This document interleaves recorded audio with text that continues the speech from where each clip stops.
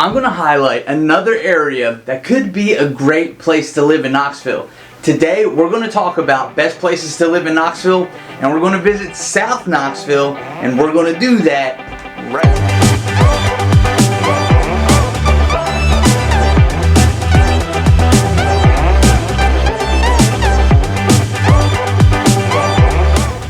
Welcome back to All Things Tennessee with me, Ben Barreto, your local realtor and relocation expert for East Tennessee. If you're thinking of East Tennessee and need a realtor, or you just have questions about the area that's not covered on this channel, don't hesitate to reach out. My contact information is in the description. It's also floating around right here somewhere. And while you're here, make sure to like this video and subscribe. I'd really appreciate it. Now, with all that out of the way, let's jump into the video. Alright, so let's start with a little bit about the history of South Knoxville. South Knoxville is a very fun area of Knoxville to explore and to live in. If you head up to the Sun Sphere and you fix your gaze directly south across the Tennessee River, you'll notice it looks a little underdeveloped compared to the cool city that surrounds you. But that is what we call the urban wilderness, which is a 1,000-acre stretch of land that provides plenty of opportunity to hike, bike, rock climb, paddleboard, kayak, and more. South Knoxville remains sparsely populated to this day. Most of that is due to the lack of bridges that were spanning the river in the 19th century. There are two notable early residents for this area, and that was Governor John Sevier, who established a farm at Marble Springs in the 1790s, and then entrepreneur Perez Dickinson, who built a mansion known as Island Home on what is now the TSD campus in the 1850s.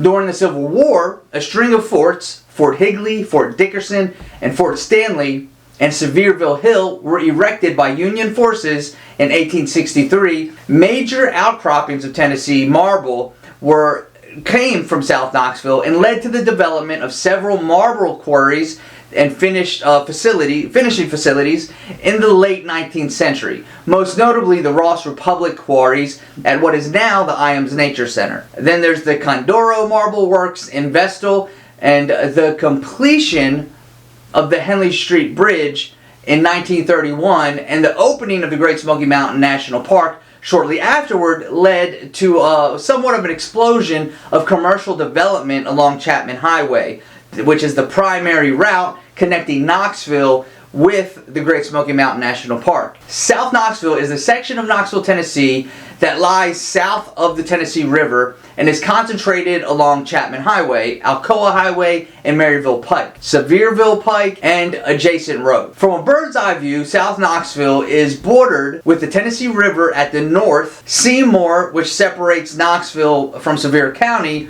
in the south, and if traveling down Chapman Highway is landmarked where Chapman Highway meets Old Sevierville Pike. From east to west, you can start at the Seven Island State Birding Park, which I did a video on. You can check that out by clicking right here. And then you'll go west until you hit the Tennessee River, where it takes a sharp southeastern direction turn, which is a bit west of Sea King Park. Now, the zip code for South Knoxville is 37920. The area includes neighborhoods like Lindbergh Forest, Island Home Park, Old Sevier, South Haven, Vestal Lake Forest, South Woodlawn, and Colonial Village. South Knoxville is connected to downtown via 4 vehicle bridges: the James C. Ford Memorial Bridge, the Gay Street Bridge, the Henley Bridge, which is known but incorrectly by many as the Henley Street Bridge, and then the James E. Buck Carnes Bridge.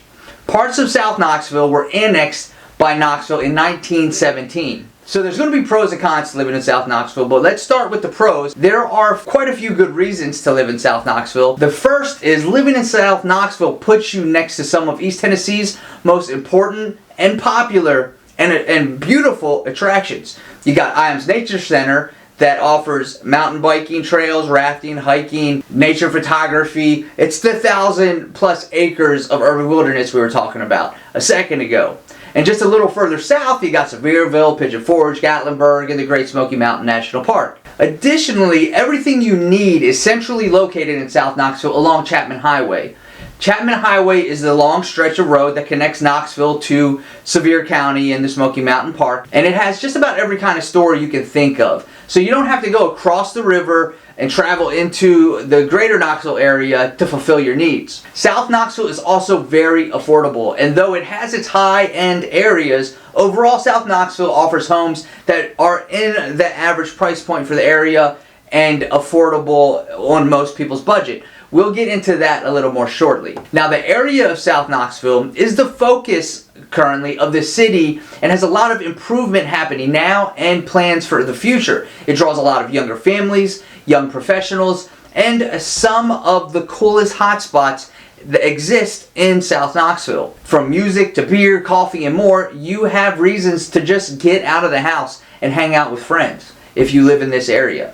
And though the area is just a few minutes from the city, South Knoxville is a lot quieter than the rest of the town, and it feels like you're in a separate part of the county. Sure, if you live right next to the river, it can be a little busier, but just an extra mile or two away from that and you feel like you're in another world. It's peaceful, and the reason for that is most of South Knoxville is residential. So outside of the morning and afternoon traffic, everyone is where they want to be for the rest of the day or the weekend.